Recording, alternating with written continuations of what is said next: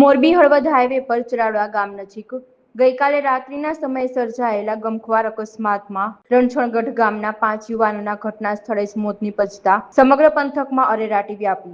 આ દુર્ઘટનામાં અન્ય 2 વ્યક્તિઓ ગંભીર રીતે ઇજાગ્રસ્ત થતા તેમને તાત્કાલિક સારવાર અર્થે હોસ્પિટલ ખાતે ખસેડવામાં આવ્યા। મળતી માહિતી અનુસાર રણછોડગઢ ગામના રહેવાસીઓ એક ઇજાગ્રસ્ત વ્યક્તિને સારવાર માટે બાઇક પરથી હોસ્પિટલ લઈ જઈ રહ્યા હતા। આ દરમિયાન માર્ગમાં અકસ્માત થતા તેઓ ઇજાગ્રસ્તને મદદ કરવા માટે કિયા કારમાં બેસાડીને વધુ સારવાર માટે મોરબી હોસ્પિટલ લઈ જઈ રહ્યા હતા।